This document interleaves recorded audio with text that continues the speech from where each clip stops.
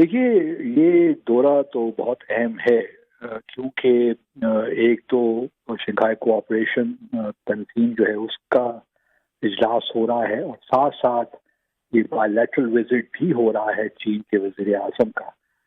اور یہ بھی یاد رہے کہ چین کے جو وزیر اعظم ہیں ان کے سسٹم میں جو اکنامک ریلیشن شپ ہے اس کا جو اوور آل آپ کہہ سکتے ہیں کہ اس کو انچارج ہے وہ وہاں کا پرائم منسٹر ہے. تو ہمارے ہاں اس وقت پاکستان چین کے تعلقات کے بارے میں تو آپ جانتے ہی ہیں کہ ایک اسٹریٹجک پارٹنرشپ ہے، اور یہ آج کی نہیں ہے، کئی دہائیوں پہ محیط ہے یہ پارٹنرشپ. تو میں سمجھتا ہوں کہ یہ بہت ہی خوشائن بات ہے، ہمارے لیے بھی اطمینان بخش بات ہے کہ چین اور پاکستان کی جو لازوال دوستی ہے وہ آگے بڑھ رہی ہے. آپٹکس بھی بہت اچھے ہیں، سبسٹینس بھی ہے، لیکن پچھلے کچھ سالوں سے ہم دیکھ رہے ہیں کہ پاکستان کے اندر بھی یا دنیا بھر میں پاکستان اور چین کی جو دوستی ہے اس کے خلاف کچھ کافی لوگ ایکٹیو ہیں، ممالک بھی ایکٹیو ہیں. جس میں کہ آپ دیکھ لیجیے چائنا پاکستان اکنامک کوریڈور ہے، اس کے بارے میں امریکہ بار بار تحفظات کا اظہار کرتا رہتا ہے، بھارت بھی اس کی مخالفت کرتا ہے، اور بھی بہت سے ممالک ہیں جو مخالفت کرتے ہیں.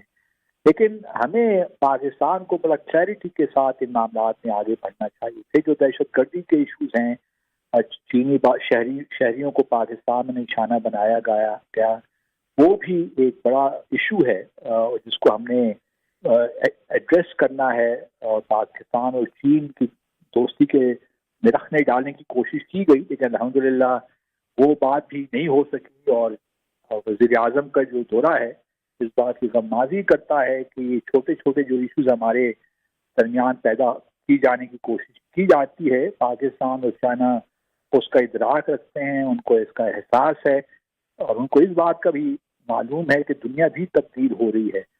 جہاں جہاں بڑے بڑے الائنسز بن رہے ہیں، نئے نئے military and security economic organisation سامنے آ رہی ہیں، تو اس کانٹیکس میں بھی پاکستان اور چین کی جو اسٹریٹجک پارٹنرشپ ہے وہ کتنی اہمیت کی حامل ہے. اور ہمیں اور یہ جو کانٹیکٹ ہوا ہے 11 سال کے بعد، چین کے وزیر اعظم پاکستان بائی لیٹرل وزٹ پہ بھی آئے ہیں اور ساتھ ایس سی او کا صدائی اجلاس اس کو بھی اٹینڈ کرنے.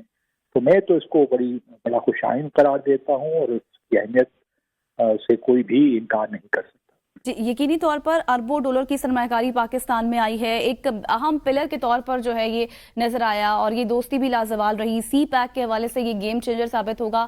آپ کیا سمجھتے ہیں اس پر؟ اب اس کانفرنس میں علاقائی صورتحال کے حوالے سے بات ہوگی، سیکیورٹی صورتحال، پھر استحکام، لیکن ایک بہت بڑا ایشو دہشت گردی کا بھی ہے، جس طرح آپ نے خود بھی ذکر کیا، جس طرح سے پاکستان اور چائنا کے تعلقات کو جو سبوتاژ کرنے کی کوشش کی گئی، دونوں کے تعلقات خراب کرنے کی کوشش کی گئی، جس طرح سے چینی انجینئرز کو نشانہ بنایا گیا، اس کے بعد یہ یقین دہانی کرائی گئی چائنا کی جانب سے کہ سیکیورٹی کو یقینی بنایا جائے. تو یہ ایک بڑا چیلنج ہے. اس کے خلاف پاکستان کو کس حد تک فائدہ ہو سکتا ہے؟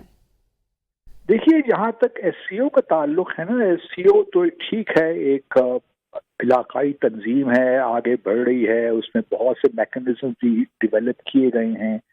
لیکن اصل پرابلم یہ ہے کہ جو انٹرا آرگنائزیشنل ڈفرینسز ہوتے ہیں وہ اس علاقائی تنظیم کو آگے بڑھنے نہیں دیتے. مثال کے طور پر اس تنظیم کو آپ لے لیجیے، جیسے پہلے آپ سارک کو لے لیجیے. پاکستان اور بھارت کے جو ہمارے ڈفرینسز رہے، اس کی وجہ سے ابھی جو ہاسٹیلٹی ہے اس کی وجہ سے سارک ایک لحاظ سے ڈسفنکشنل ہو چکی ہے 2014 کے بعد سے. اس طرح ہی آپ ایس سی او کو لے لیجیے. ایس سی او میں بھی بھارت چین کے ایشوز ہیں، بائی لیٹرل ڈسپیوٹس ہیں، ہمارے اور بھارت کی یہاں پہ تعلقات کی جو نوعیت ہے وہ بھی آپ سب جانتے ہیں.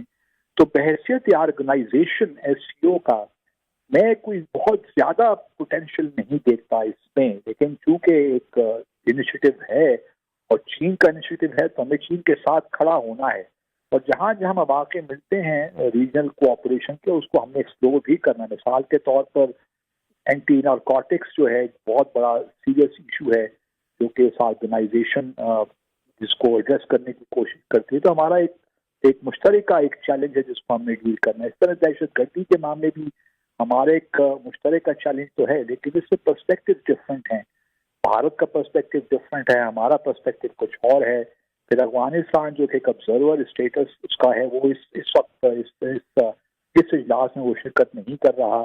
وہ بھی ہمارے کچھ تحفظات اس حوالے سے ہیں. تو میں سمجھتا ہوں کہ چین اور پاکستان کیونکہ ہم ایک دیش پہ کھڑے ہیں اور چین اس کا جو ہے فاؤنڈنگ ممبرز میں سے ہے, تو چین ایک رائزنگ پاور بھی ہے, گلوبل سپر پاور بننے جا رہی ہے. چین اور پاکستان کا ایک ساتھ کھڑا ہونا اس حوالے سے بڑی ایک لحاظ سے خوش آئند بات ہے کہ کم از کم ہم دونوں ممالک ایک پیج میں ہیں. کیونکہ یہاں چینی باشندوں کو بھی نشانہ بنایا گیا اور بہت سے لوگ جہاں بھاگ بھی ہوئے, جس کا ہمیں بہت ہی افسوس ہے.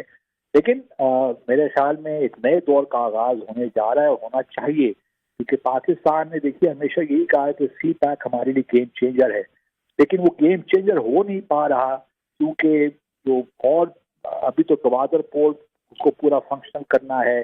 پھر جو اسپیشل اکنامک زونس ہیں, دوسرا فیز اب سی پیک کا شروع ہوگا, وہ ہمارے لیے بڑی اہمیت کا حامل ہے, کیونکہ ہم چاہتے ہیں کہ چین کی جو انڈسٹریل بہت سی انڈسٹریز ایسی ہیں جو کہ وہ ڈیولپنگ کنٹریز میں کو ٹرانسفر کرنا چاہتا ہے. تو پاکستان کو اس موقع سے بھرپور فائدہ اٹھانا چاہیے کہ جتنی انڈسٹری چائنا منتقل کرنا چاہتا ہے ڈیولپنگ کنٹریز میں, پاکستان اس کا ایک بہت بڑا حصہ لے, کیونکہ ہمارے ہاں ایکسپورٹ ہم نے اگر بڑھانی ہے اور گلوبل سپلائی چین میں شامل ہونا, تو اس کے لیے ضرورت ہے کہ ہم اپنا انڈسٹریل بیس بڑھائیں. اس کے بغیر ہم وہ اکنامک اسٹیبلٹی اس ملک میں نہیں لا سکتے. جو ہمارا ہمیشہ ایک کرنٹ اکاؤنٹ بیلنس رہتا ہے, ایک بجٹ ڈیفیسٹ رہتا ہے, وہ صحیح نہیں ہو پائے گا جب تک کہ ہمارا انڈسٹریل بیس نہیں بڑھے گا. اور چین ایک واحد ملک میرے خیال میں مجھے نظر آتا ہے جو ہماری اس معاملے میں مدد کر سکتا ہے اور کرنا چاہتا بھی ہے. تو آج یہ موقع ہے ہمارے لیے, 2 دن جو ہمیں ملے ہیں, ہمیں فوکس طریقے سے آگے بڑھنا ہے, اکنامک ڈپلومیسی پہ فوکس کرنا ہے, تاکہ جو ہماری فورن پالیسی ہے, ہماری جو اکنامک ڈیولپمنٹ ہے, نیشنل اکنامک ڈیولپمنٹ, وہ بھی اس سفارتکاری کا حصہ ہو. ماضی میں ہم نے دیکھا ہے کہ سفارتکاری تو ہوتی رہی, لیکن پاکستان کی اقتصادی ترقی ہے وہ اس کا حصہ نہیں رہا. تو اب یہ موقع ہے کہ ہم بھرپور اکنامک ڈپلومیسی بھی کریں. یقینی طور پر ایک تو پاکستان کو اس سے فائدہ اٹھانا ہوگا, دوسرا یہ کہ اتنا پوٹینشیل نظر نہیں آتا, لیکن چونکہ چین اس مسئلے کو حل کرنا چاہتا ہے, ڈائیلاگ ہوگا تو اس پر پاکستان جو ہے اس کے ساتھ کھڑا ہوگا. بہت شکریہ. عبدالباسط سابق سفیر ہمارے ساتھ موجود تھے.